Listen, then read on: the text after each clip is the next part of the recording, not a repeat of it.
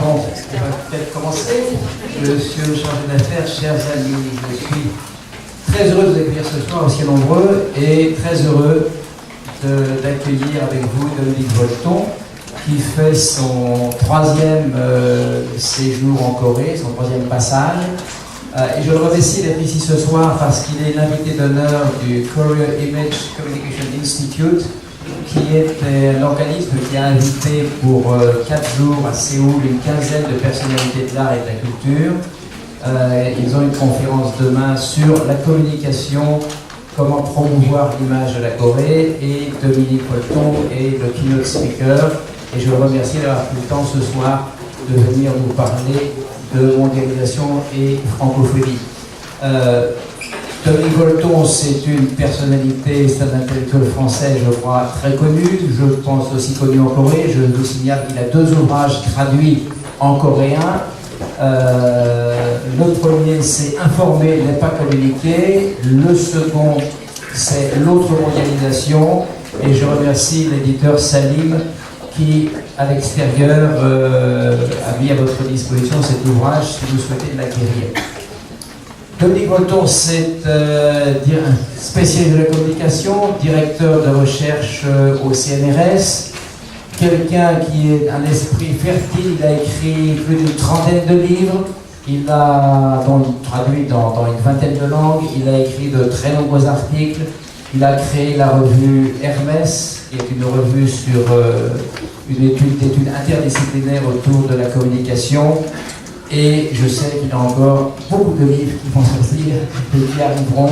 Je voudrais signaler ce qui est sorti en 2012 parce que c'est totalement lui. Ça s'appelle Indiscipliné, 35 ans de recherche. Indiscipliné, c'est le mot qui pour moi caractérise le mieux Dominique Volton.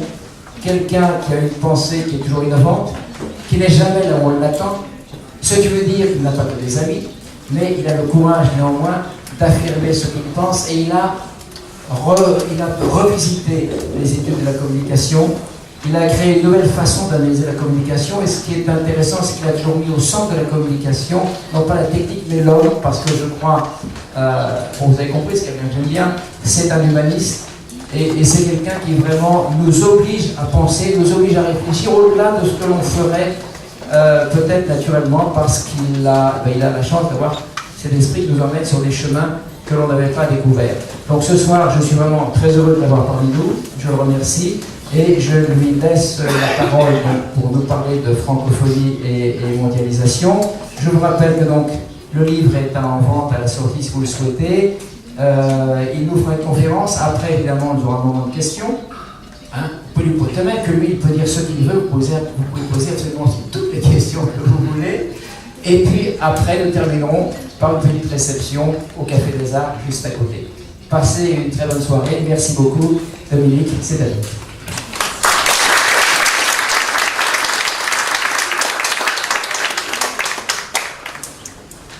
Merci Daniel.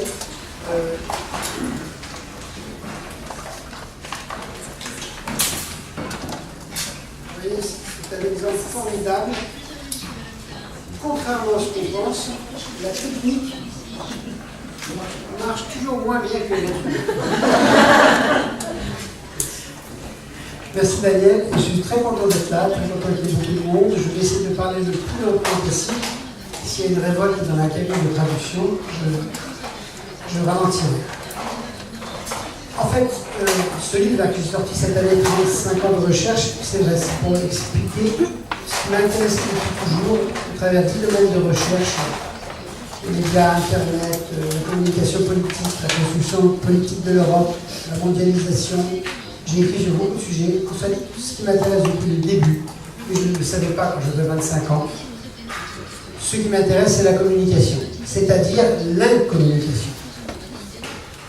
Nous cherchons tous à communiquer sur le plan humain. Nous sommes dans un monde aujourd'hui qui est saturé de systèmes d'information, presse écrite, radio, télévision, ordinateur, Internet. Et donc, la question théorique qui m'intéresse est la suivante. Il n'a jamais été aussi facile d'échanger des informations. Le monde est saturé d'informations.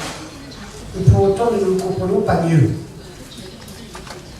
Et le décalage entre l'abondance d'informations et de systèmes techniques, la difficulté de la communication culturelle ou politique, vient du fait qu'aujourd'hui, l'information est très abondante, la communication difficile. Pour une raison très simple, l'information c'est le message, la communication c'est la relation, et la relation c'est la question de l'autre.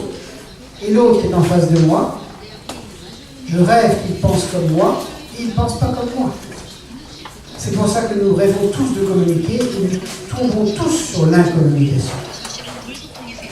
Et pourquoi nous adorons les techniques? C'est parce que les techniques sont efficaces, alors que dans la communication humaine, nous avons énormément de difficultés. Donc c'est ce problème qui m'intéresse, le décalage entre la difficulté de la communication humaine et dans le cadre de la mondialisation, la difficulté de la diversité culturelle. C'est pas parce qu'on envoie des mails de Londres à Séoul ou de Pékin à San Francisco qu'on se comprend. C'est pas parce qu'on fait du business à toute vitesse ou de la spéculation qu'on se comprend. Et donc on va avoir de plus en plus de décalage entre la performance des techniques et la lenteur qu'il faudrait pour se tolérer. Parce que l'horizon de la communication, c'est l'incommunication. Donc, pour sortir de l'incommunication, nous entrons tous dans les processus de négociation. Et pour moi, communiquer, c'est négocier. Donc ça prend du temps, énormément de temps. C'est contradictoire avec la performance des techniques. L'exemple au niveau international est typique. Les réunions des chefs d'État sont de plus en plus nombreuses, G8, G20. Les chefs d'État n'arrêtent pas de se rencontrer, alors même qu'ils ont toutes les informations nécessaires sur la crise économique, sur la restructuration de la globalisation. Et ils ont besoin de se rencontrer parce qu'ils ont besoin de se voir, de parler, même si les protocoles sont compliqués, parce que finalement c'est dans la communication humaine que l'on voit les échanges. Donc mon idée est toute simple. La question du XXe siècle, c'est la question de l'information. Ce n'est pas acquis au niveau mondial, mais quand même, ça progresse, grâce à la démocratie, grâce aux techniques. Mais par contre, la question politique du XXIe siècle, c'est la question de la communication. C'est-à-dire apprendre à négocier et à cohabiter avec des peuples et des cultures qui ne se ressemblent pas. Et l'enjeu politique est simple. L'information et la communication ont été pendant 3-4 siècles des valeurs d'émancipation. Si nous ne sommes pas capables de comprendre qu'il faut ralentir pour se comprendre, on pourrait tout à fait avoir une augmentation, une accélération de l'intolérance réciproque, alors même que notre univers serait saturé de techniques. Quand on va des techniques d'information n'aboutirait plus à augmenter la compréhension mutuelle, mais au contraire, à accélérer encore plus l'incompréhension mutuelle. Parce que la différence entre hier et aujourd'hui, c'est qu'hier, les autres étaient très loin, on ne les voyait pas. Aujourd'hui, l'autre est immédiatement présent par l'image, par l'avion, par la voiture, par les informations, par le cinéma. Donc, comment éviter que la communication, qui a été une valeur d'émancipation, devienne en fait, hélas, aujourd'hui ou demain, un accélérateur d'incommunication? Voilà, c'est ça la question qui m'intéresse. Et pour ça, je pense qu'il faut repenser la communication, la détechniciser, comprendre que la communication, c'est plus compliqué que l'information, parce que c'est la relation. En fait, le cœur de la communication, c'est l'autre. L'autre est l'autre, mais qui ne ressemble pas et réciproque. Donc c'est une vision non technique de la communication, et une vision qui insiste plus sur la politique. La politique au sens où il n'y a que dans la politique que l'on accepte la politique démocratique, pas dans la dictature, mais il n'y a que dans la démocratie que l'on accepte tous les jours de négocier et de ne pas se tuer.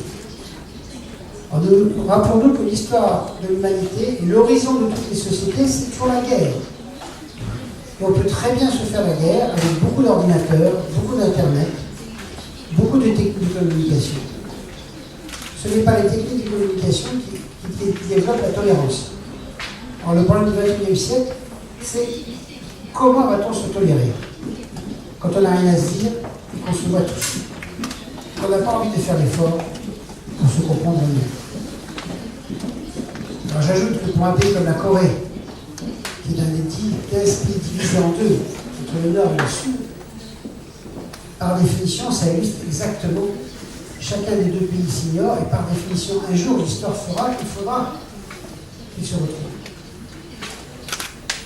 Comme c'est le cas actuellement entre Israël et les Palestiniens, comme c'était le cas entre l'Allemagne de l'Est et l'Allemagne de l'Ouest, bref, tous les pays divisés, comme c'était le cas en Afrique de l'apartheid, tous les pays divisés, un jour, sont obligés de retrouver des alliés. Et si je peux dire, comme métaphore, je dirais que le non-dialogue entre la Corée du Nord et la Corée du Sud est un bon exemple pour moi d'une question de communication politique de demain, en espérant éviter la guerre. Bon, je ferme la parenthèse et je reviens au sujet.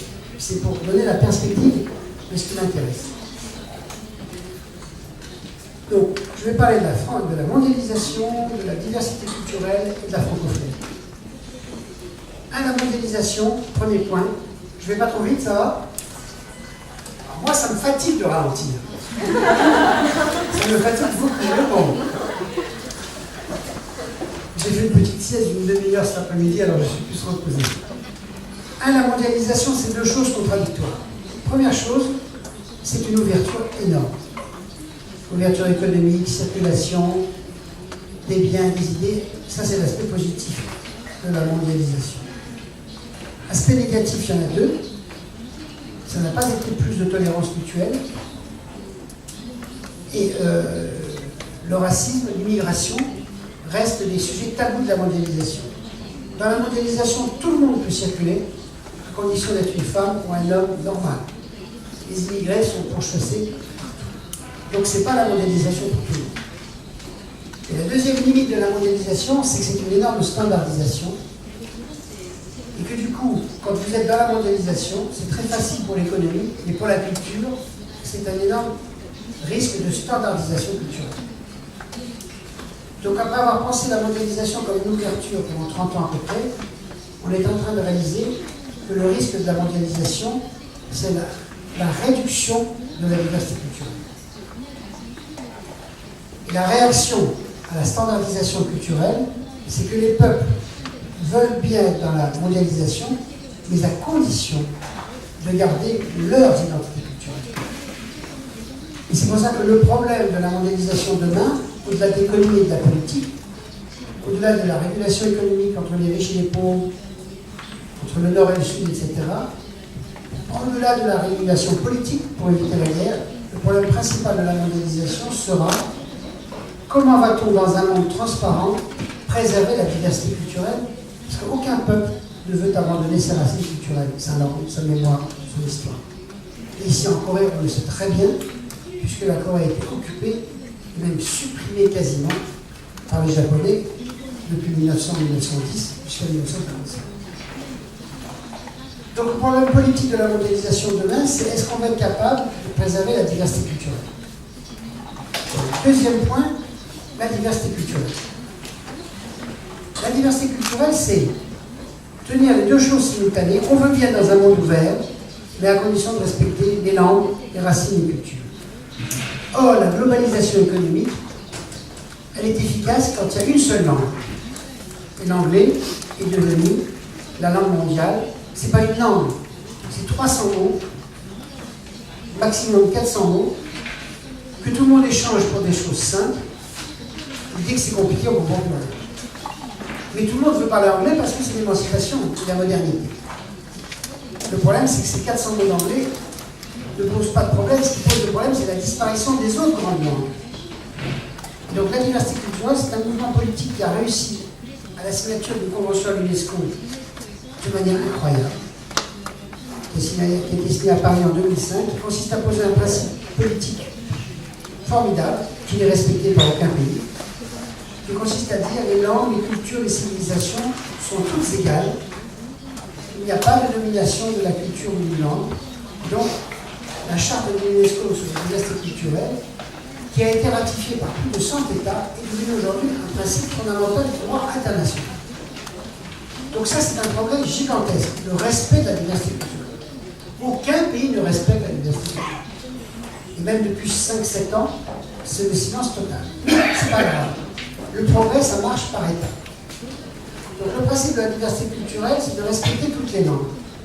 Et naturellement, aujourd'hui, sur les 8000 langues qui sont dans l'humanité,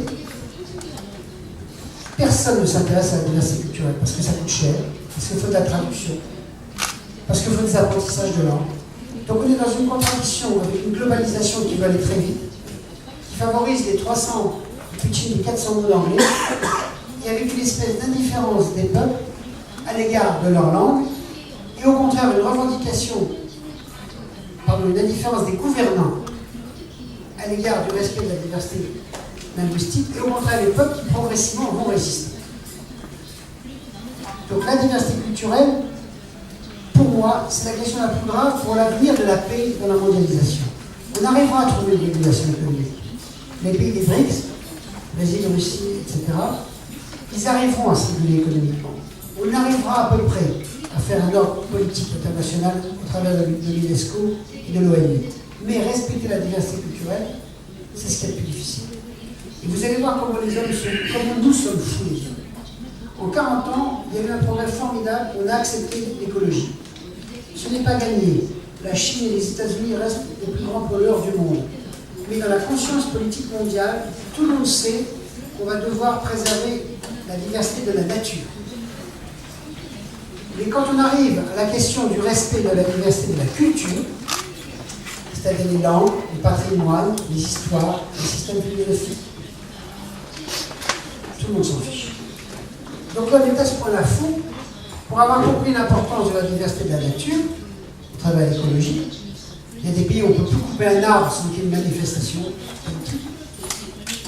Mais par contre, ce qui est beaucoup plus important pour la paix de demain, qui est le respect de la diversité de la culture et des langues, est une forme d'indifférence. Donc l'écologie a été un progrès en 40 ans, à peu près. Pour l'instant, nous n'avons pas du tout le même progrès pour la diversité culturelle. Et c'est en ça que l'homme est fou. Il veut bien respecter la nature pour ses enfants et ses petits-enfants, mais il ne veut pas respecter celui qui n'a pas sa couleur de peau, qui n'a pas sa langue, qui n'a pas sa tradition, parce que dans les rapports de force mondiaux, il n'est pas au sommet. Et c'est là où nous sommes suicidaires. Donc deuxième problème, l'émergence de la diversité culturelle comme un enjeu politique. Moi, c'est ce que j'appelle la troisième mondialisation, c'est-à-dire après la mondialisation économique, bonsoir. C'est très joli le rouge. Le rouge là, c'est très joli le rouge. Ah, j'ai pas vu ma fille. La troisième, merci. La troisième, merci. Ah là là, j'ai tellement. Mais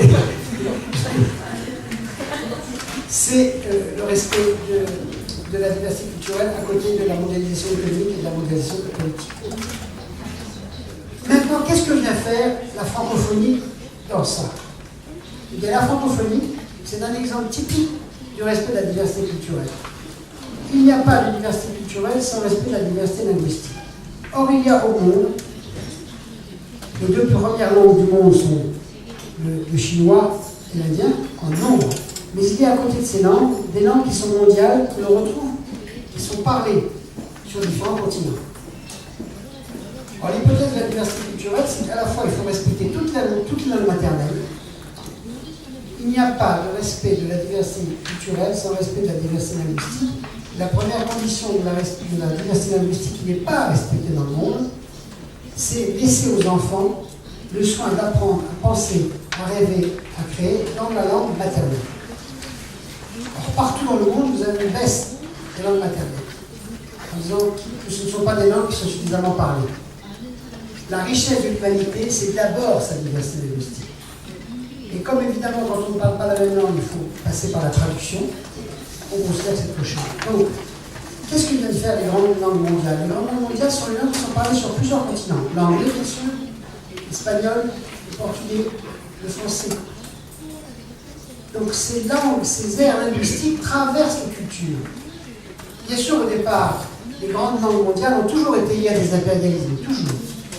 La colonisation. Mais maintenant, nous sommes dans une autre histoire. Donc, je me parle pour la francophonie, pour la lusophonie, pour l'hispanophonie.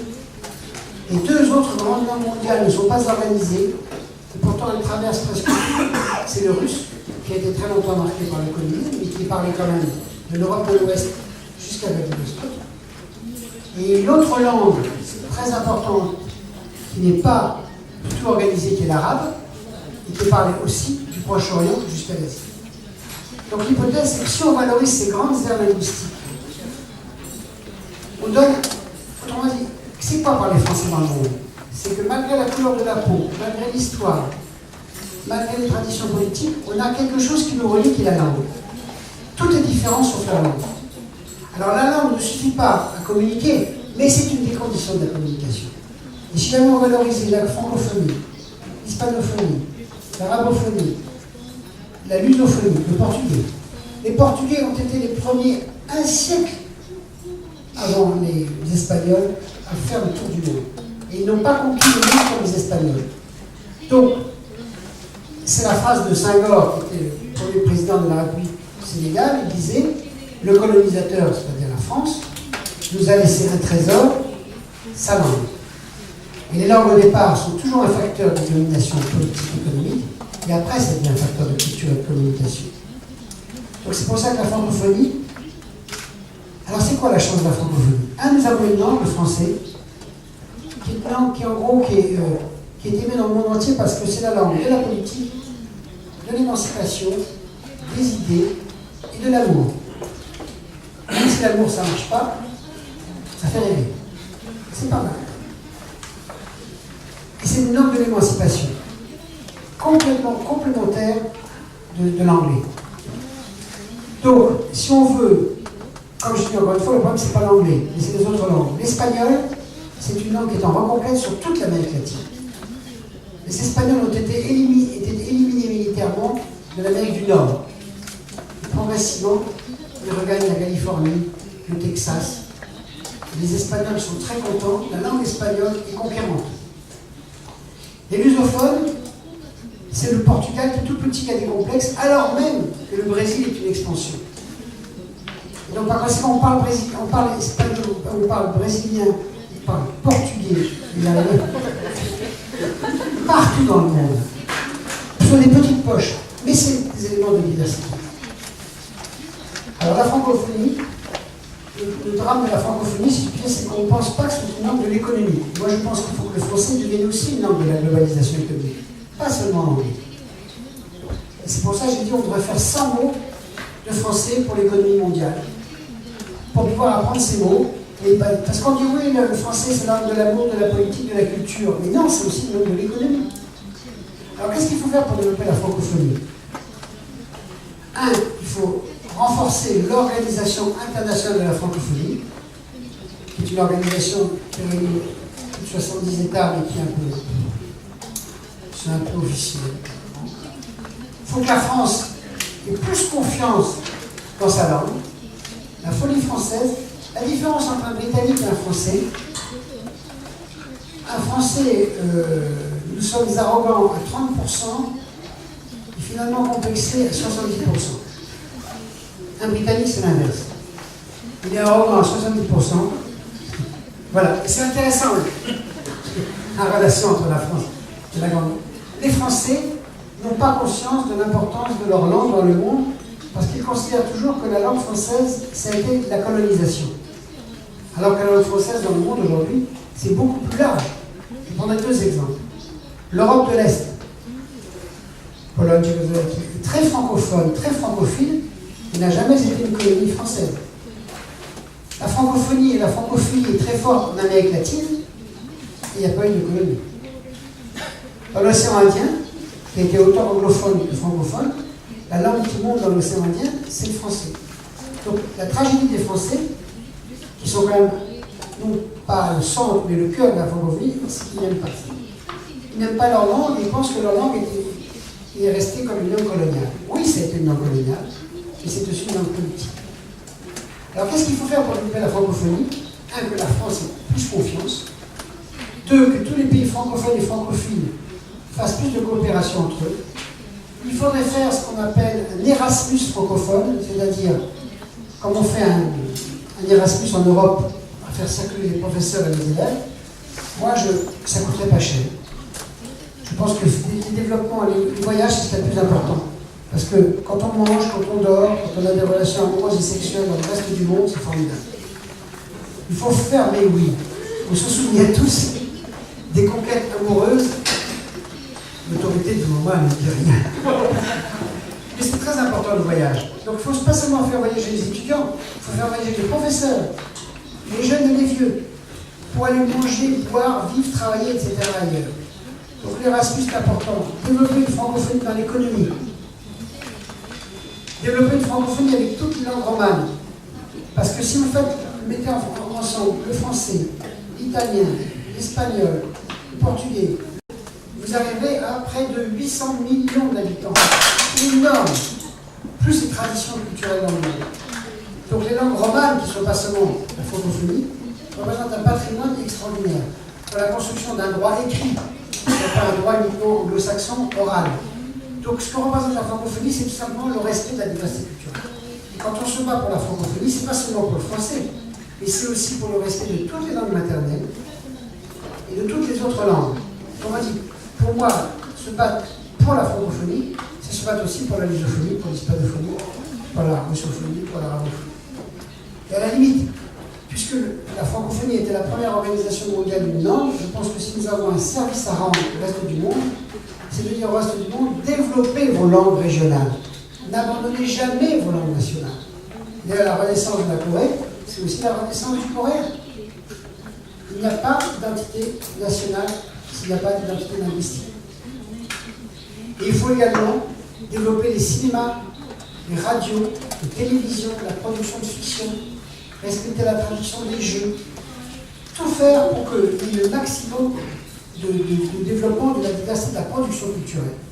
Et dernière chose, et après on va discuter, dernière chose je pense, il faut, comment dirais-je, développer l'industrie de la traduction. La folie actuelle de la mondialisation, c'est de croire que les 300 mots d'anglais suffisent à se comprendre.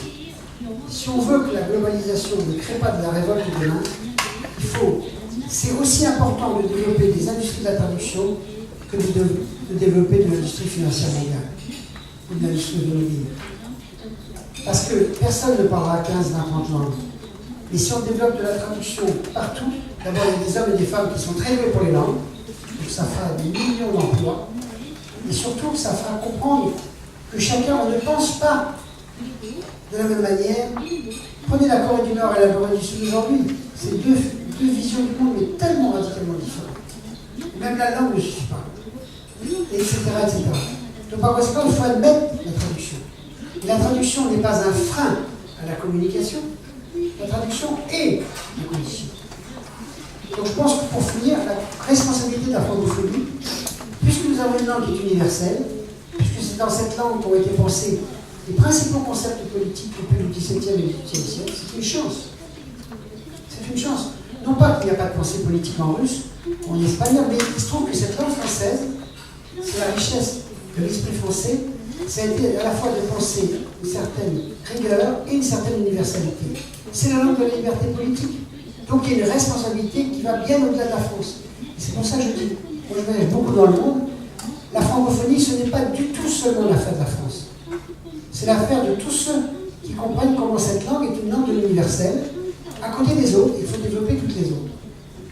Donc, pour finir sur comment dirais-je, se battre pour la francophonie dans la mondialisation, c'est se battre pour la diversité linguistique et la diversité culturelle. Et franchement, je suis presque sûr que la standardisation, la rationalisation qui est imposée par la mondialisation créera des révoltes énormes. Or, la diversité culturelle, je vais finir là-dessus. Si vous voulez, pour le business, pour l'économie, les hommes se font la guerre, mais pratiquement jamais. Ils négocient. Par contre, pour la culture, c'est-à-dire Dieu, la politique, l'histoire, la langue, la mémoire, vous et moi, on est prêts à mourir, parce que la culture, c'est ce qui est le plus important. Donc, dans cette mondialisation, si on ne respecte pas cette diversité culturelle, la culture va devenir un facteur de haine. Or, dans l'histoire du monde, il y a deux définitions du mot culture. Le mot optimiste, c'est formidable, la culture, c'est ce qui réunit les hommes malgré leurs différences. La plupart du temps, la culture, c'est un facteur de domination. Et si aujourd'hui les États-Unis sont si puissants dans les industries, les technologies de l'information et de la communication, c'est parce qu'ils savent très bien qu'une bonne partie de leur domination culturelle dans le monde passe par là. Et ils ont raison. Le problème, c'est qu'il y aura une révolte. Donc la culture, ça réunit, mais c'est aussi un facteur de guerre. Et plus il y aura de diversité culturelle, plus on comprendra la différence. C'est le meilleur service que nous pouvons rendre aux États-Unis, qui est quand même un grand pays, mais pas un très grand pays par rapport aux puissances mondiales d'aujourd'hui. C'est que certes, les États-Unis ont la maîtrise des technologies de l'information et de la communication, mais que la culture américaine est trop étroite, qu'elle a besoin de s'enrichir de toutes les autres. Et la tragédie américaine, c'est qu'elle confond la puissance technique avec l'enrichissement culturel. Et le problème, c'est la même chose pour les Chinois demain, quand ils vont croire qu'ils vont conquérir le monde par l'économie, ils ne conquériront rien. Je prends un exemple culturel. Les Chinois investissent énormément en Afrique, parce que l'Europe s'est retirée de l'Afrique. Les Chinois prêtent, vendent, donnent beaucoup plus facilement que les Européens. Et les Chinois colonisent l'Afrique. Mais les Africains, qui sont très, très intelligents, ils ont vu passer les colonisateurs européens pendant 3 siècles. Ils ne disent rien sur la Chine. Ils prennent. Il nous faut un port construit ou un aéroport, ou des routes quelque part. Et comme les Chinois ne comprennent rien aux civilisations africaines, rien, et qu'ils se comportent exactement comme se comportaient les Européens au début du 19e, ça va clasher. Et comme les Chinois n'ont pas de culture mondiale, qu'ils n'ont actuellement qu'une culture économique, ils pensent qu'avec l'argent, on achète tout. Mais on n'achète rien avec l'argent. On achète 50 ans. Or aujourd'hui, je voudrais finir par là, ces mêmes techniques d'information et de communication, puisqu'elles nous permettent de nous voir facilement, on voit facilement. Autrement dit, un habitant de Lagos, ou du Cap, ou de l'Ouganda, ou de la Côte d'Ivoire, voit très bien le reste du monde. Et si nous ne respectons pas la diversité culturelle, ce sera un facteur de guerre. Et mon hypothèse sur les grandes aires linguistiques, dont la francophonie, c'est ça. C'est que ça facilite un peu la communication. Et je pense qu'il y a une responsabilité de la langue française, comme il y a une responsabilité des langues romanes, c'est-à-dire des langues qui ont porté toute une tradition différente de l'anglo-saxon. Le problème, ce n'est pas la guerre des cultures, ce n'est pas la guerre des langues. Mais pour éviter la guerre des cultures et la guerre des langues, il faut développer toutes les langues maternelles et favoriser ces grandes aires linguistiques. Voilà, c'est pour ça que je pense que la francophonie est un des acteurs de la paix dans la mondialisation économique. Merci, maintenant on discute. Vous n'êtes pas obligé d'être d'accord, mais vous avez plutôt intérêt à être d'accord.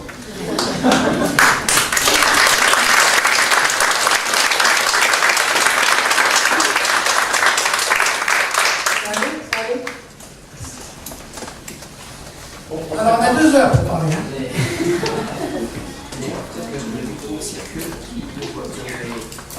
faut faire servir le micro. Il faut faire servir le micro pour que vous compreniez les questions, c'est bien ça? Oui. Oui, je dis il faut que les gens parlent dans le micro pour que vous compreniez les questions. D'accord. Donc,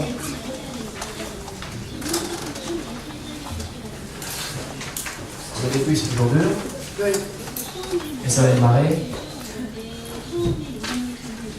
Sinon, je sais qu'il y a quelqu'un là qui a envie de poser une question, je vais lui passer le micro. Parce que moi aussi, moi aussi j'avais vu, hein. Marie. Vous disiez qu'il faudrait réintroduire le français dans l'économie. Le problème, c'est que les acteurs de l'économie n'ont pas de présence de ça. Parce que justement, eux, ils disent tout sur l'anglais.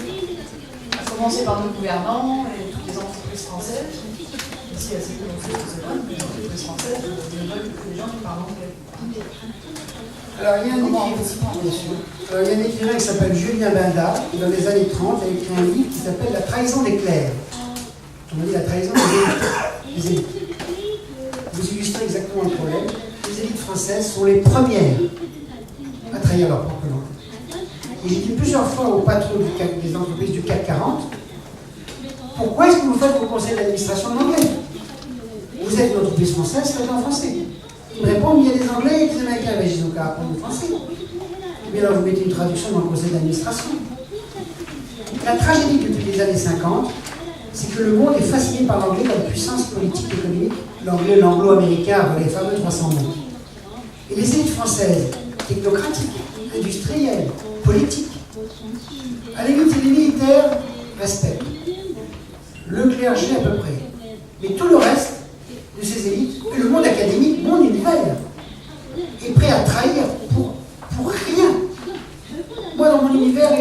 d'abord publier aux États-Unis, parce que comme ça, mais vous êtes des stupides. Parce que même si vous publiez d'abord aux États-Unis, vous n'avez pas un nom américain. Donc vous serez de toute façon dans la hiérarchie scientifique en dessous. Et le problème des scientifiques français qui publient d'abord aux États-Unis, c'est parce qu'ils pensent qu'ils n'arriveront pas mieux.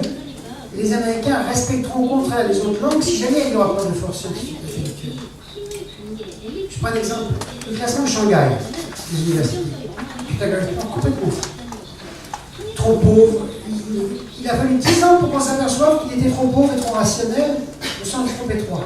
Du coup, on va construire d'autres critères de classement mondial. Et l'Europe va enfin.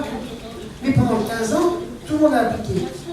Donc, même chose, les entreprises françaises. Or, je dis, pour le business, quand vous allez à l'étranger, un Français, un Italien, un Espagnol, ça se reconnaît en 20 secondes.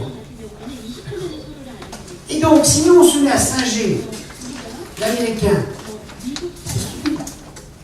Nous avons du succès en fonction de la French touch. Et un Italien ne fait jamais ça. Il reste italien. Un Espagnol reste espagnol. Nous, je ne sais pas pourquoi, on est aliénés à vouloir ressembler à un pauvre Américain de la City. Or, l'Américain de la City, il est propre, il fait du bodybuilding, il est très bien, il est cheese. Mais ne touchez pas un Américain, don't touch, parce que vous serez poursuivi pour agression sexuelle. C'est-à-dire qu'un Américain, il est complètement dans une pathologie de la communication physique. Il ne peut pas toucher. Pourtant, il y a les Noirs, il y a les Chicanos, ils ne savent pas ce que c'est que le toucher. La culture américanoise, elle a perdu le sens physique. Or, vous voyez un Espagnol, un Français, un Arabe, mais ça touche dans tous les sens. C'est formidable. C'est un sens de la communication.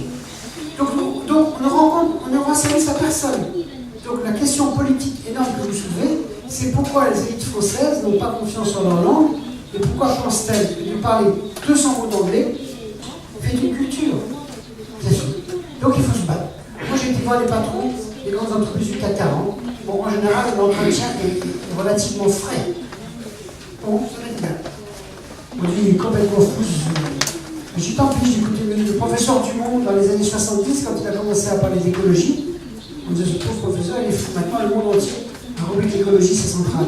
Moi, je dis la diversité linguistique et culturelle, peut-être que j'ai 20 ans d'avance, mais on se rend compte de la respecter. Donc, oui, vous avez raison.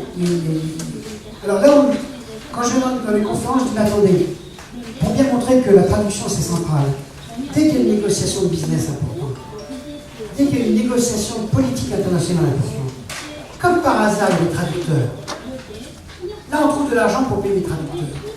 Parce qu'avant que Total signe un accord avec General Motors, je dis n'importe quoi, ou avec Exxon, là, on fait très attention. Et on prend les traductions. Donc pourquoi est-ce que dès que c'est important dans le business, dans la politique, on accepte les traducteurs, et pourquoi est-ce qu'on le reste pas là? Mais il y a pire que ça. L'Europe, qui est quand même le plus grand projet démocratique de l'histoire du monde, parce qu'actuellement nous sommes 27 pays, 500 millions d'habitants, 26 langues. L'Europe, c'est 26 langues.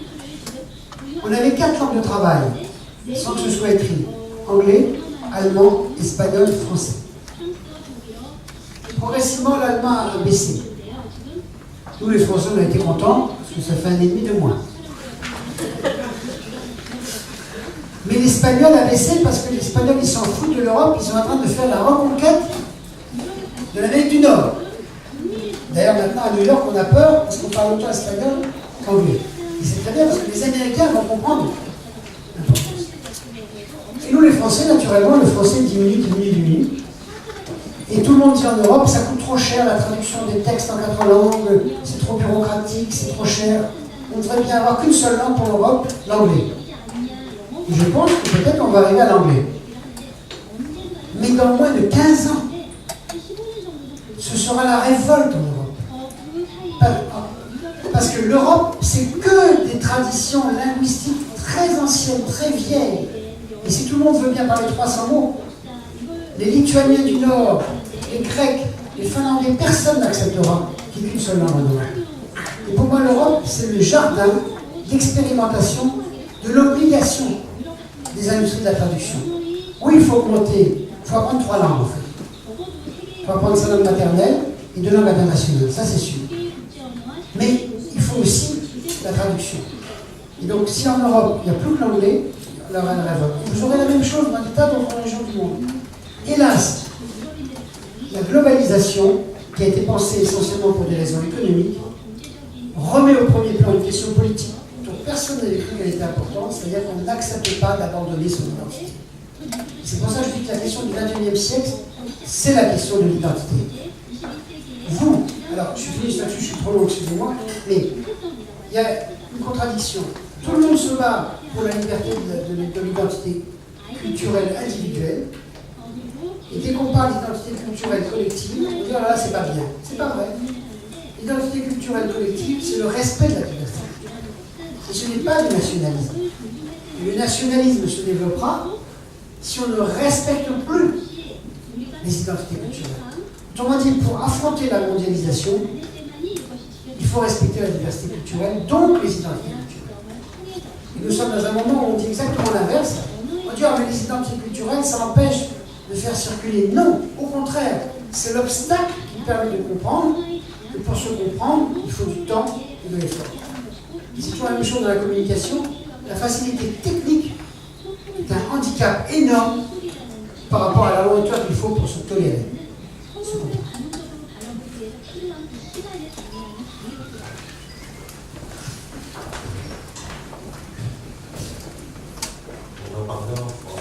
Oui, non. Coréen. Non. Coréen. Moi, je comprends très bien le coréen. Merci beaucoup. Monsieur Dominique Breton, je m'appelle Yomo. Deux questions tout d'abord. Voilà en français. 첫 번째 질문.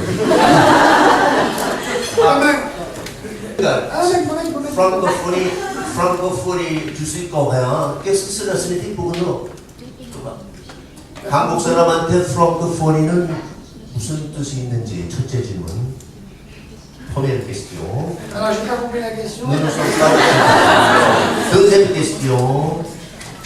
두 번째 질문은 저는 많은 한국 사람들이 오랫동안 불란서의 문화, 예술 그리고 모든 문화 사랑하고 있습니다.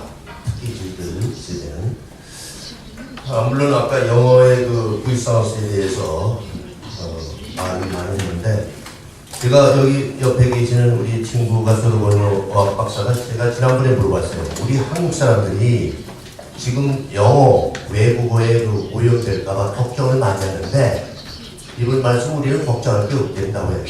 전혀 루트가 다릅니다. 맞습니다. 다릅니다. 그러나 다른 서양에 있는 언어권들은 영어가 침범하기 시작하면 무서운 속도로 무너질 거다. 그건 전 상당히 감명 깊게 들었어요. 근데 우리나라 사람들이 많은 한국 사람들이 불란서 말을 좋아하고 하려고 해요. 특히 불란서 가서 유학하고 싶고 예술도 배우고 문학도 배우고 문사철, 문학, 철학. 저는 불란서가 물론 경제적으로 포커하지만은 어디까지나 저는 la langue française, la langue humaine, la langue 몰리라고 봅니다. 그런데 말해보셨지만 이 한국에서는 불란서만 많이 한다. 빵집마다 뚫레주, 파리바게트 많이 좋아하는데 사실은 미국에 비해서 제가 사실 영어를 전공했는데 저는 요새 아이비리그의 예일 대학이나 프린스턴 그 예일 대학의 그 공짜 강의, 오픈 강의는 상당히 즐깁니다. 옛날 중세 문학부터 철학, 종교. 근데 시민대학 강의가 있긴 있는데 불란서는 그런 액세시빌리티가 너무 적지 않느냐. 특히 방송도. 그래서 물론 TV생들인지 불란서의 좋은 방송들이 우리나라의 그 케이블 방송에 좀 편입해서 많이 우리나라 사람들이 불란서 문학을 오랜 전통을 배우고 즐길 수 있는 기회가 됐으면 합니다. 감사합니다. Merci beaucoup. Merci monsieur pour les deux questions. Alors, premièrement, la question centrale, c'est sauver et développer la langue coréenne. Première condition fondamentale. Et ça, c'est très important dans le contentieux avec le Japon, pour l'histoire, et avec les rapports avec la Chine. Très important que l'identité coréenne soit maintenue. Pour l'instant, c'est la Corée du Sud, mais c'est aussi la Corée du Nord, et un jour, ce sera, d'une manière ou d'une autre, une cohabitation entre les deux Corées. Donc ça veut dire que ça fera 90 millions d'habitants à peu près. Donc c'est pas rien. Donc l'identité coréenne est sauvée. Deuxièmement, l'anglais, c'est la langue apparemment du business mondial. Mais plus il y a d'anglais dans le monde, plus il y a besoin d'autres langues qui reflètent une autre vision du monde. Et l'intérêt du français, c'est que c'est une vision complètement différente de la vision anglo-saxonne.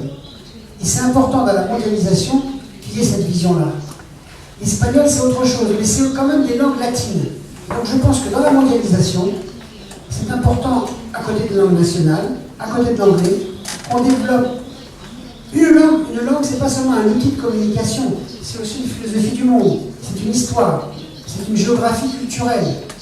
Et je pense que c'est important que la langue française, parce qu'elle a un caractère universel, puisse cohabiter avec d'autres langues. Je ne dis pas qu'il ne faut pas apprendre l'anglais, surtout pas. Comme je dis toujours, le problème, ce n'est pas l'anglais. Le problème, c'est la sous-valorisation des autres langues.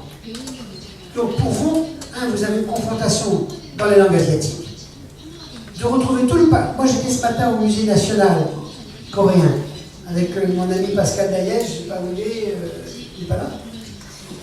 Bon, il est parti. Il parle coréen, qui a été ici à l'ambassade et tout ça, et il m'expliquait très bien, sur le bouddhisme, etc., comment la Corée a joué un rôle très important au 6e, 7e, 8e siècle. Rôle qui a été éliminé. Or, si on veut comprendre aujourd'hui la puissance économique du sud-est asiatique, il faut tenir compte de cette histoire. Donc la langue, c'est une histoire, c'est une tradition. Donc ça veut dire que vous, pour votre identité culturelle nationale, vous avez besoin de votre langue. Et pour ne pas être uniquement dans le face-à-face avec l'anglais, c'est bien de s'appuyer sur d'autres philosophies. Et quand même, la force de l'Europe, actuellement, on dit une chose stupide dans le monde. On dit l'Europe, c'est fini. C'est la Chine demain, c'est l'Asie. Mais non. L'Europe est en avance sur l'Asie. Économiquement, non. Mais ce que nous avons en avance, nous, les Européens, c'est que d'abord, on sait que l'autre existe, puisqu'on a été des puissances coloniales tous battues. Donc on a partout dans le monde. Donc on a su que les autres étaient plus forts que nous. On a quand même l'expérience que l'autre existe. On a une histoire qui est une histoire de la diversité. Et surtout, on a une expérience de la démocratie qui fait que même si on n'a pas toujours respecté la démocratie, on sait quand même qu'il faut tenir compte du point de vue de l'autre. Et on a eu la lutte des classes. Et on a eu des conflits violents. Et on a eu des guerres nationales. L'Europe, c'est pour moi la partie du monde où il y a les plus violentes guerres du monde. Première guerre mondiale, Deuxième guerre mondiale. On a fait toute une barbarie. Donc on sait que l'homme est fou, nous les Européens. Et que si on veut qu'il y ait un peu de paix, il faut énormément de volonté. Et donc si vous voulez, même si pour l'instant, technologiquement, économiquement, l'Europe va moins bien que l'Asie, elle a une avance politique et culturelle sur la question centrale, comment cohabiter avec celui qui est différent de moi. Donc pour des pays d'Asie, notamment des vieux pays, quand je dis vieux, ce n'est pas péjoratif, c'est laudatif, c'est-à-dire c'est un compliment, les vieilles cultures, comme la Corée ou le Japon, c'est très important de n'être pas face à face seulement avec la Chine ou les États-Unis, mais de pouvoir prendre appui sur l'Europe, parce que l'Europe, ce n'est pas d'abord une puissance, c'est une puissance économique et technologique, bien sûr, c'est une puissance de la science, bien sûr, mais c'est aussi une puissance historique qui est différente. Alors les Européens n'ont pas raison.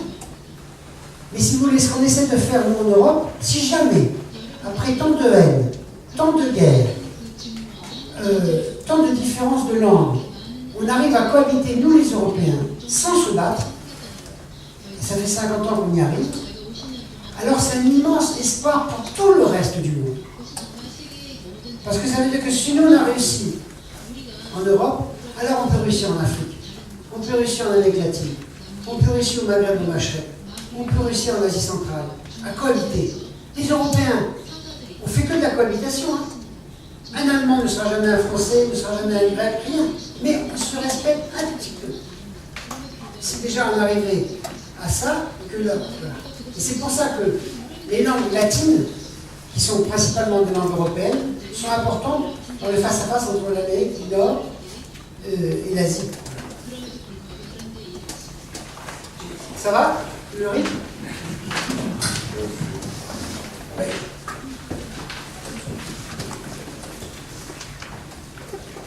Merci. J'étais émerveillé par votre communication et en même temps, Vous étiez, pardon, je n'ai pas compris.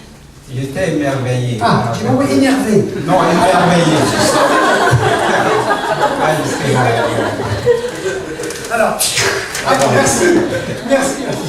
Et en même temps, surpris parce que c'est la première fois que j'entends un Français parler de la promotion des langues locales. Maternelle. Oui, des langues maternelles. Et en Afrique, c'est l'enjeu Oui, principal. c'est pour cela même que j'interviens. Je viens du Togo, où nous sommes colonisés par la France. Nous avons appris le français dès l'école primaire jusqu'à l'université. Et pour venir étudier en Corée, je suis obligé d'apprendre l'anglais. Et actuellement, je suis encore soumis à l'épreuve d'apprendre le coréen. Et tout ça là pour aller appliquer dans ma langue maternelle. Vous voyez la longue gymnastique et l'effort intellectuel que ça demande. Je voudrais savoir si au niveau de la francophonie, il y a des efforts qui sont faits pour la promotion des langues maternelles dans les pays colonisés par la France. C'est ça surtout qui m'intéresse. Alors, ma réponse est simple. Dans la francophonie, il y a une charte qui s'appelle la charte de la francophonie en 10 points. Je ne l'ai pas là, mais le troisième et le quatrième point, c'est se battre pour la francophonie, c'est aussi se battre pour le respect de toutes les langues maternelles. Et la francophonie, notamment en Afrique, même si elle ne le fait pas bien, parce que ce sont les chefs d'État qui ne veulent pas des langues maternelles. C'est ça la trahison, la fameuse trahison des clercs. C'est que, pour des raisons d'efficacité commerciale et économique, on dit mais c'est pas la peine d'apprendre une langue qui n'est parlée que par 200 000 personnes, passer directement aux grandes langues africaines. Mais, si on abandonne, si vous voulez, je vais faire ma phrase. L'homme est fou. Nous acceptons la diversité de la nature, je l'ai dit tout à l'heure. Nous n'acceptons pas la diversité des langues. Or, les langues, c'est plus compliqué que la nature. On ne veut pas détruire la nature, on détruit les langues. Vous savez, on dit quand un marabout disparaît, c'est une bibliothèque qui disparaît, mais quand il y a des langues qui disparaissent, la France est le pays au monde, à travers l'INALCO, qui a la seule école qui a le plus d'apprentissage du reste des langues du monde entier. Mais c'est rien. Et notre école n'est même pas assez puissante, n'est pas assez riche. Alors que ce qu'il y a, c'était ce qu'on appelait les langues orientales. Mais il devrait y avoir dans tous les pays d'Europe, puisqu'on est les plus riches, il devrait y avoir la même chose que les langues autres. L'INALCO aujourd'hui pour apprendre toutes les langues, mais même une petite langue. La région du monde où il y a le plus de diversité linguistique, c'est une région du monde où il n'y a personne, c'est le Pacifique. C'est là où il y a le plus grand nombre de langues. Tout le monde s'en fiche, parce que le Pacifique, c'est 50 millions de personnes. Donc on s'en fout. Mais une langue qui disparaît, et c'est un pan entier de l'humanité. Et comme ça ne fait pas de bruit, on s'en fout. Donc si vous voulez, pour répondre à votre question, la francophonie se bat, mais trop mollement, pas assez durement. Et il y a la trahison des clercs. Et très souvent, les ministres de l'économie ou de l'éducation nationale d'Afrique ne sont pas les premiers à dire ça. Et pour la francophonie, dans 20 ans, c'est l'Afrique qui sera le premier continent, après c'est l'Amérique latine, et après l'Europe de l'Est. Donc ça veut dire qu'on va avoir une francophonie qui n'aura plus du tout de comment dirais-je, qui ne sera pas du tout centrée sur la France. Et c'est très bien. Maintenant, je ne veux pas du tout un impérialisme de la langue française dans le monde. Ce serait ridicule. Mais les élites africaines, comme les élites françaises, sont souvent les premières à trahir. Si vous voulez, moi je suis obsédé par une chose, il faut défendre les identités culturelles et les identités linguistiques. C'est fondamental. Apparemment, c'est encombrant, c'est compliqué, tant pis. Ça coûte plus cher que... C'est plus important pour la paix de demain que le business. Ça ne sert à rien d'avoir des aéroports, des ports et des routes si jamais il n'y a plus de langue.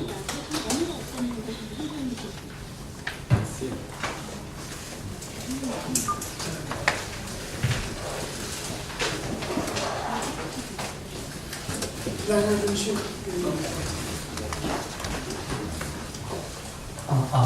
저는 실버플레. 네, 저는 프로를 가르치고 있지만 오늘 강연해주신 걸 그대로 존중하기 위해서 제 모국어인 한국어로 질문하겠습니다.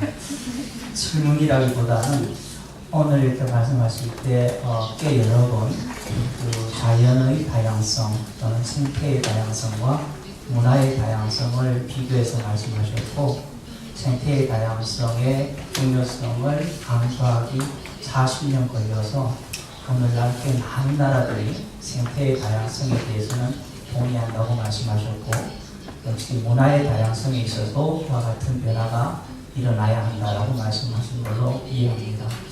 근데 제가 보기에 이 두 개의 영역은 조금 구별할 필요가 있을 것 같습니다. 왜냐하면 생태의 문제는 결국은 사실은 크게 보면 다양성이라는 것은 우리도 세계에서 약소국가도 스스로 옹호하기 위해서 노력을 많이 해야 되겠지만 결국은 전 세계의 어떤 그걸 흐름으로 보면 강대국이 그 다양성을 인정을 해줄 때 굉장히 유지되기가 쉽다고 봅니다. 그런데 생태의 다양성의 경우에는 그 문제가 단지 약소국가나 소수국가의 문제가 아니라 이제는 그 문제가 강대국의 문제에도 그대로 영향을 미치기 때문에 상당히 많은 나라들이 관심을 갖는다고 봅니다. 예를 들어서 지구의 온난화 문제라든지 또는 어떤 핵폭탄의 문제 이런 문제는 또는 쓰나미의 문제 이런 문제는 어느 한 지역에 일어난다고 하지만 그러나 그것은 일대 강대국도 거기에서 영향을 받지 않을 수 없는 문제입니다. 반대로 문화의 문제의 경우에는 사실은 강대국의 입장에서는 자기의 문화를 훨씬 더 강조하면 강조할수록 자기들이 얻는 것이 많기 때문에 상대적으로 언어와 문화의 다양성의 보존에 있어서는 제가 보기에는 소극적일 것 같습니다. 그 점에 대해서는 어떻게 생각하는지 좀 말씀해 주시면 좋겠습니다. 감사합니다. Mais vous avez tout à fait raison. Le respect de l'écologie est plus facile que le respect de la liberté. Le respect de l'écologie est plus facile que le respect de la diversité culturelle. Parce que tous les pays du monde ont intérêt à respecter l'écologie. Les riches comme les pauvres, les grands comme les petits. Et c'est pour ça que la diversité culturelle, c'est beaucoup plus compliqué. Parce que les puissances culturelles s'en fichent des petites puissances. C'est pour ça que la diversité culturelle, c'est d'abord la bataille des petits. Contre les gros. C'est contre la Chine, contre les États-Unis, contre l'Angleterre et contre la France. C'est-à-dire, oui, c'est pour ça que je suis moins optimiste pour la diversité culturelle que pour l'écologie. 40 ans pour l'écologie, c'est beaucoup, mais il y avait un intérêt économique. D'ailleurs, l'écologie, si on regarde sur une longue distance, pour l'instant, c'est considéré comme une critique de l'économie. Moi, je pense que l'économie capitaliste, dans 20 ans, sera complètement reconvertie à l'écologie. Autrement dit, l'écologie permet au capitalisme, et tant mieux, une troisième histoire du capitalisme, puisqu'on va tout refaire avec de l'écologie. Très bien, tant mieux. Par contre, pour la diversité culturelle, c'est pas de l'intérêt, c'est des valeurs. Et les valeurs, on dit qu'est-ce que c'est que la Corée par rapport aux États-Unis, qu'est-ce que c'est tous les pays d'Afrique centrale et orientale, on respectera l'Afrique du Sud, mais on ne respectera pas l'Afrique des Grands Lacs, qu'est-ce que c'est que la Micronésie ou la Polynésie, c'est rien, ou le Népal, qu'est-ce que c'est si la langue disparaît au Népal? Quand les Chinois disent mais c'est le Tibet, c'est pas grave, mais si, c'est fondamental. Et donc, c'est dans ça d'ailleurs, si vous voulez, que toutes les batailles dans le monde pour respecter des petites identités culturelles ou religieuses, c'est fondamental. Parce qu'une petite bataille entre Timor oriental et Timor occidental, vous pourrez faire la liste de tous ces conflits culturels. Ils sont fondamentaux. Quand vous avez le Liban qui essaye de garder la tradition entre plusieurs religions, plusieurs langues, c'est très... Si le Liban disparaît dans la guerre avec la Syrie ou avec Israël et les Palestiniens, c'est très grave parce que le Liban, c'est pas des anges les Libanais, mais c'est des gens qui sont complètement à cheval sur toutes les identités culturelles, etc., etc., etc. Donc tous les petits pays qui font le go-between, qui font le passage entre plusieurs langues, c'est fondamental. Et un pays comme la Corée, avec la division Nord-Sud, le jour où il y aura un rapprochement évident, un jour entre les deux Corées, inéluctable, eh bien l'expérience que vous aurez de la cohabitation entre les deux Corées, ça vous donnera une expertise politique dans d'autres pays du monde pour parler avec d'autres peuples qui auront été divisés comme vous. Donc ce que je veux dire par là, c'est qu'il faut tirer en positif ce qui est pour l'instant la tragédie de la coupure de la Corée en deux. Et donc l'expérience que vous avez... Par exemple, je prends un exemple. En Europe, qui est un exemple presque tragique. Les deux Allemagnes, Allemagne de l'Est et Allemagne de l'Ouest, ont été séparées, comme vous, à cause de la guerre froide. Il y a la réunification allemande. Ça ne se passe pas très bien. Ça ne se voit pas. Mais les Allemands de l'Est ont été complètement colonisés par les Allemands de l'Ouest. Les Allemands de l'Ouest ont dit on a payé la réunification. L'exode rural et l'exode de la jeunesse passé de l'Est à l'Ouest. Et aujourd'hui, l'Allemagne de l'Est est un quasi-désert. Or, historiquement, c'est l'Allemagne de l'Est qui était le centre de la vie intellectuelle, scientifique, technique et économique de l'Allemagne jusqu'à 1940. Donc, ça tangue. Les personnes le disent parce qu'on pense que c'est fini la réunification. C'est très compliqué. Vous aurez la même chose. Mais par contre, je pense que la difficulté de la réunification allemande va permettre aux Allemands, au-delà de leur puissance économique, de comprendre leur fragilité culturelle. Et ça peut être une force dans le dialogue. Si les Allemands ne veulent pas le voir, ils le paieront. S'ils le voient, ça peut les faire être plus modestes du point de vue culturel par rapport à leur puissance économique. La tragédie, si vous voulez, c'est quand une puissance économique croit qu'elle est aussi puissante. Je prends la Chine. Tout le monde dit mais la Chine, c'est formidable. Mais la Chine, c'est exactement l'Europe en 1830 pour les inégalités économiques et sociales. La lutte des classes est devant la Chine. On a déplacé plus de 600 millions de Chinois de la campagne à la ville. Mais les Chinois se révolteront un jour. Je ne parle même pas de la démocratie. Donc la Chine est face à des problèmes que l'Europe a connus entre 1820 et 1900. Il faudra réduire les inégalités économiques et sociales. Il faudra reconnaître les minorités. Et donc tous les problèmes politiques, religieux, linguistiques, culturels que l'Europe a connus, la Chine va les connaître. Parce que l'Empire va être obligé. Donc c'est-à-dire que ces problèmes culturels, même si la Chine est une réussite économique, ces problèmes culturels vont ressortir. La démographie. Dans l'histoire de l'humanité, on n'a jamais pu empêcher la démographie. Là, ça fait 50 ans, c'est le drame des Chinois, qu'on dit un seul enfant. Ça ne marche pas. Parce que la démographie, c'est pas de l'économie d'abord, c'est d'abord de la culture. Donc tout est culture. Et c'est pour ça que je dis que plus vite on fait un effort pour comprendre la pensée de l'autre, mieux c'est nous en Europe. On ne sait même pas que la Corée a été colonisée par les Japonais. Parce que ce n'est pas notre histoire. Alors on ne peut comprendre la renaissance de la Corée. Moi j'ai une question pour la Corée, toujours la même. Pourquoi une grande puissance économique, scientifique, technique comme vous êtes, avec une réussite mondiale extraordinaire, pourquoi est-ce que sur le plan de la reconnaissance de la diversité culturelle, vous êtes aussi modeste? Il ne s'agit pas d'être impérialiste, mais il s'agit de dire aux Japonais et aux Chinois, vous voyez ce que je veux dire, on n'est pas rien. Et je me dis, tiens, il va falloir que la Corée, qui a fait un progrès énorme en 50 ans, rééquilibre sa puissance économique sur le plan politique d'abord et aussi sur le plan culturel. Et ce sera utile aux Japonais. Ça leur fera pas plaisir, bien sûr. Ça ne fera pas plaisir non plus aux Chinois. Mais c'est pas grave. Oui, bon, j'ai long, mais les liens entre l'histoire, la politique, la culture et l'économie, c'est très important.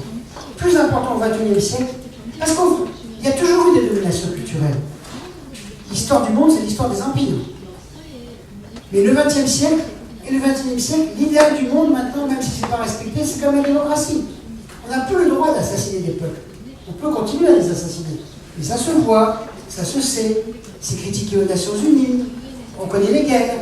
Donc progressivement, la barbarie recule un tout petit peu. Et donc du coup, si la barbarie recule un tout petit peu, c'est que c'est la culture qui monte. Et la culture, c'est est-ce que je vais respecter celui qui n'a pas ma langue, ma culture, mon odeur, ma couleur? C'est pour ça que moi je dis qu'il y a une question de communication. C'est la grande question du XXIe siècle parce qu'il faut qu'on apprenne à cohabiter. Je ne dis pas à s'aimer.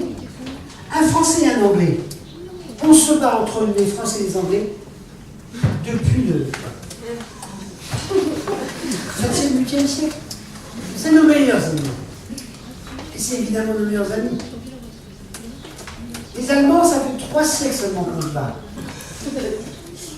Mais le jour où l'Europe, parce que pour l'instant ça marche, les Français et les Allemands, les Français et les Anglais, mais ça marche jamais Français, Anglais, Allemand. Jamais. Parce que chacun pense que l'autre est en dessous de lui. C'est 3 vanités. Et le jour où il y aura en Europe une certaine cohabitation entre la Grande-Bretagne, la France et l'Allemagne, d'une part, et d'autre part une revalorisation de l'Europe de l'Est, parce que c'est très important l'Europe de l'Est, on considère secondaire. Tout ce qui est la Pologne, la Tchécoslovaquie, et l'Allemagne et l'Europe du Sud, l'Espagne, l'Italie, Grèce, l'Europe ça va exploser. Puisque toutes les différences sont là. Mais peut-être que pour la première fois, nous exploserons sans être un impérialisme. Ce que nous avons été dans l'histoire. Et pour l'Asie, moi je ne suis pas du tout spécialisé de l'Asie. Et je voyage beaucoup. Je dis que le rôle, l'existence, l'identité de la Corée, c'est un superbe symbole des problèmes culturels de demain. Et c'est pour ça, moi j'ai envie de dire aux Coréens, mais soyez plus fiers de vous. Soyez davantage fiers de vous. Ne copiez pas les Américains. Un petit peu d'américanisation, mais pas trop. L'avenir n'est pas aux États-Unis, il est ici. Et c'est pas du nationalisme. Parce que si on ne respecte pas l'identité culturelle, après ça deviendra du nationalisme. Il faut que je sois plus court dans mes réponses. J'ai faim. Je drop ce côté. Je trouve formidable cette soirée. Excusez-moi, mais j'ai tout ça. Formidable.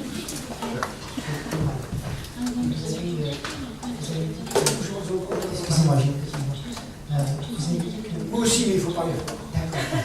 Personne n'est parfait. Qu'il y avait des problèmes culturels entre l'Allemagne de l'Ouest et l'Allemagne de l'Est. Et pourtant, ils parlent la même langue.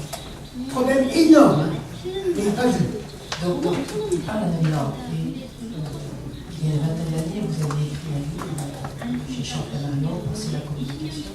Et à ce moment-là, vous ne traitiez pas des questions de francophonie, plutôt de communication au sein de la société. Et je voudrais, si possible, poser une question à ce sujet-là qui n'est pas lié à la francophonie. Puisqu'il y a ce problème de compréhension entre les deux Allemands, bien qu'ils partagent la même langue. Il semble que parler la langue de l'autre n'est pas le seul facteur qui permet. Il y a peut-être une autre dimension.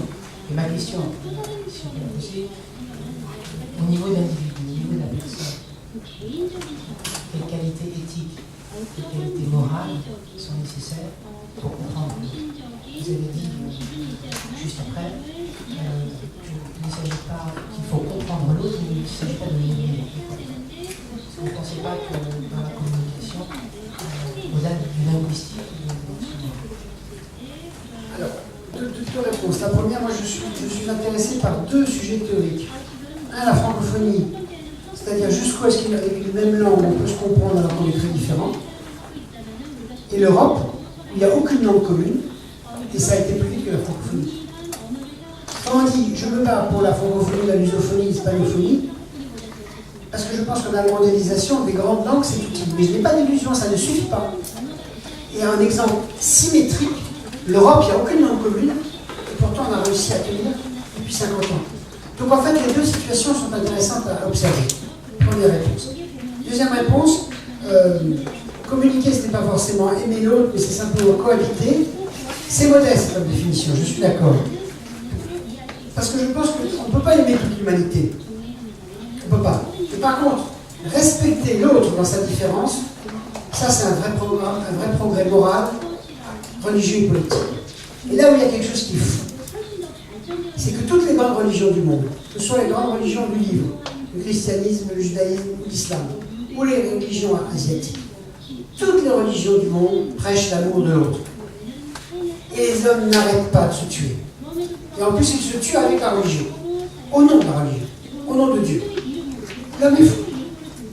Mais, il est fou, il est assassin, mais il a un deuxième cerveau qui est le respect de l'autre. Donc le pari politique, quel est le plus grand pari politique, je trouve? C'est la création de l'ONU. À la sortie de la Deuxième Guerre mondiale, à la sortie de la barbarie folle en Europe et dans le Pacifique, que quelques juristes aient gratté cette déclaration universelle des droits, aient écrit cette déclaration universelle des droits de l'homme, et qu'on ait créé l'ONU, qui est une utopie, l'ONU, et qui est une fantastique, l'égalité des États, etc. Nous n'avons pas d'autre grammaire contre la guerre que l'ONU. Et même si les valeurs de l'ONU sont trahies tous les matins, elles sont là. C'est comme les valeurs sur la charte de la diversité culturelle. Et les valeurs de l'ONU, qui sont laïques, et heureusement qu'elles sont laïques, font quand même appui à toutes les religions. Et toutes les religions disent la même chose, la tolérance de l'autre. Donc, la question qui m'intéresse, c'est comment est-ce qu'on pourrait relier le projet politique de l'ONU, qui est un projet laïque, de respect de toutes les civilisations et des cultures, et le respect des religions qui ne respectent même pas leur. C'est con. Qui ne respectent. À mon avis, ça c'est le problème du XXIe siècle. C'est-à-dire, pour moi, le problème du XXIe siècle, c'est organiser pacifiquement la cohabitation culturelle. On ne s'aimera pas, on ne se comprendra pas forcément, mais on se respectera. Ce qui est déjà énorme. Et souvent, je dis qu'il y a un symbole tragique depuis 30 ans dans la mondialisation, c'est que l'homme qui, pour moi, symbolise la tragédie de la mondialisation actuellement, c'est l'immigré. Depuis le début de l'humanité, il y a des immigrés. Des immigrés sauvages. Parce que l'homme, depuis le début de l'humanité, va essayer de travailler là où il y a de l'argent, et se fait massacrer, parce qu'il est illettré, parce qu'il est pauvre, mais on n'arrête jamais l'immigration. On n'arrête jamais l'immigration. L'immigration sauvage, elle fait partie du patrimoine de l'humanité. Et là, ce qui est triste depuis 40 ans, on n'arrête pas de dire, mais oui, la circulation des hommes, non, c'est la circulation des hommes riches, normaux, c'est la circulation des capitaux. Mais l'immigration n'a jamais été aussi sévèrement réprimée. Et ça, si vous voulez, comme chercheur, je pense que c'est un symptôme énorme. Si la tolérance, parce que les immigrés clandestins, ils servent toutes les économies du monde. On n'en veut pas, mais heureusement qu'ils sont là, parce qu'on les paye pas cher. Donc tout le monde prend des clandestins. Les États-Unis, ils sont 15 millions, 20 millions, l'Europe, etc., etc. Et en même temps, il n'y a aucune tolérance. Donc je dis, si jamais, et pour moi souvent je dis, l'immigré clandestin dans le monde, c'est un peu la figure de l'universel. Voilà. C'est-à-dire tant que l'immigré clandestin sera autant pourchassé qu'il l'est, il y a quelque chose qui ne va pas. Je dis, l'immigré clandestin, c'est la condition de l'homme. C'est l'homme qui va chercher du travail là où il y en a. Et partout, vous avez du racisme contre les immigrés. Partout. Donc,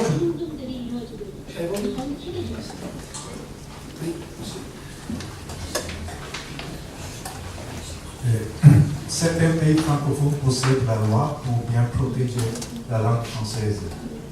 Je pense que la plus forte au Québec, en 1977, on a établi la charte de la langue française, et même en France, en 1992, on a mis dans sa constitution la langue de la République et le français. Et en 1994, enfin on a fait la loi tout bon. Il est bien. Mais certains critiquent que du point de vue de l'écologie des langues, c'est injuste et pas normal. Et à votre avis, c'est juste bien pour bien protéger et pour bien garder la diversité culturelle, c'était efficace. La loi. Oui, c'est-à-dire la législation linguistique.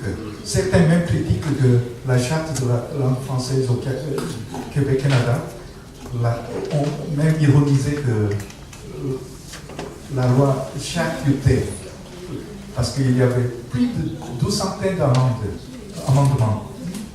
Donc, pour garder ou bien que protéger la législation était vraiment efficace à votre avis? Alors, Moi, je ferai une réponse en deux temps. Je dirais que quand la langue est très menacée, et c'était le cas au Québec, la loi, ça peut être utile, parce que c'est quand même un frein. Donc pourquoi pas la loi? Mais ça ne suffit jamais. Parce qu'une langue, son dynamisme n'est pas lié à une loi.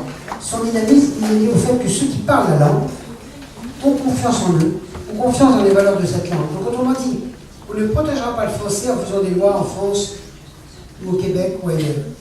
On peut protéger la langue française en mettant dans certaines conditions dans les constitutions, dans le système d'éducation, ça oui.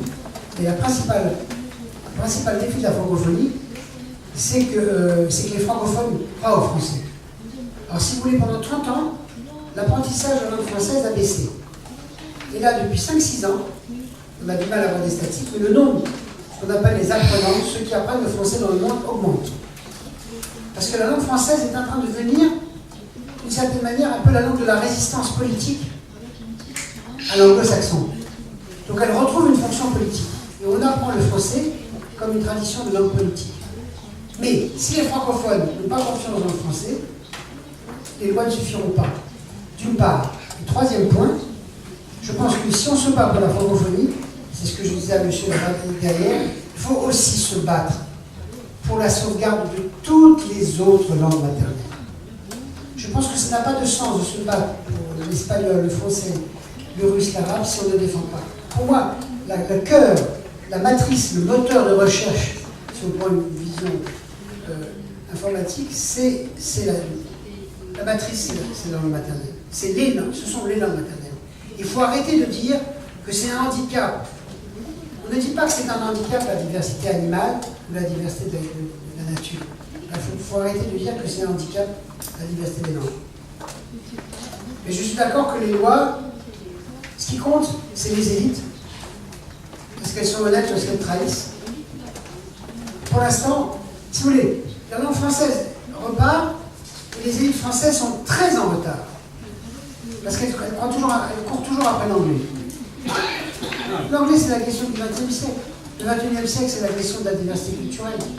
Et même les Britanniques détestent de plus en plus que leurs 400 mots, parce que les Anglais voient leur langue se détruire. Les Britanniques voient la langue anglaise être détruite par les 400 mots. Parce que tout le monde parle 400 mots. Mais les Britanniques disent, mais nous, notre langue, elle disparaît, elle meurt. Donc eux-mêmes, ils deviennent favorables, après avoir été contents que la langue anglaise soit mondiale, eux-mêmes disent, une langue, c'est pas 400 mots. Donc c'est pour ça que la principale question, c'est faire vivre la diversité culturelle, faire vivre la diversité linguistique. Et là, pour l'instant, on n'y est pas. Mais un pays comme la Corée, c'est intéressant. Les Japonais résistent à apprendre l'anglais. Les Japonais sont des très mauvais locuteurs d'anglais, parce que c'est une résistance face aux Américains.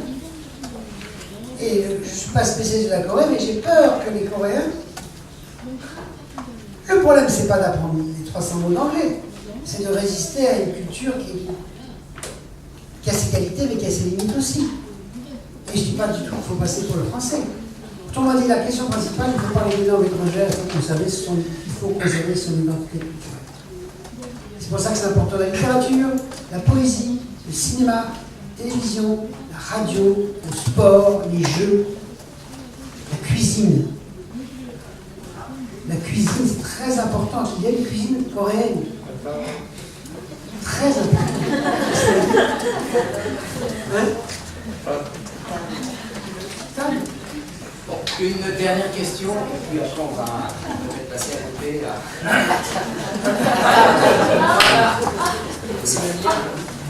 Bonsoir. Juste avant, vous avez parlé des immigrés clandestins, mais je voudrais... Comme symbole, hein? Comme symbole. Mais globalisation dit aussi mouvement de population dans le monde, et donc il y a aussi des immigrés officiels ou qui sont désirés. Alors la question c'est quelle est la place, le rôle qui est offert par les gouvernements, les officiels pour ces immigrés ou migrants officiels, puisqu'ils ont une langue maternelle différente, mais ils sont acceptés, généralement ils sont bien vus si ça intègre dans le pays, le nouveau pays. Alors, est-ce qu'ils doivent renoncer à leur langue maternelle et à leur culture d'origine, ou est-ce que dans le futur, ça sera possible d'avoir cette dualité? Vous voulez une question? La question, c'est par rapport... Oui, C'est une question très importante. Moi, je vais vous dire ce que je pense par rapport à ça. Premièrement, partout dans le monde, malgré les 40 ans de mondialisation, de soi-disant ouverture, en fait, on constate partout un retour du nationalisme. Hélas. Ça veut dire que si on ne pense pas à la globalisation, elle va créer des réactions très nationalistes, très populistes, beaucoup de haine de l'autre. Dont les immigrés sont l'exemple typique. Les immigrés clandestins. Alors, quant aux immigrés légaux, c'est pas mieux. Parce qu'on dit on veut bien des immigrés, mais il faut qu'ils s'intègrent.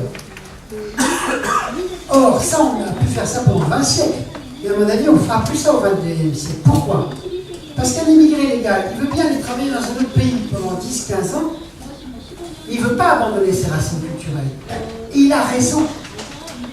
Et donc, en France, par exemple, en Europe, on dit on accepte les immigrés, mais vous devez vous intégrer.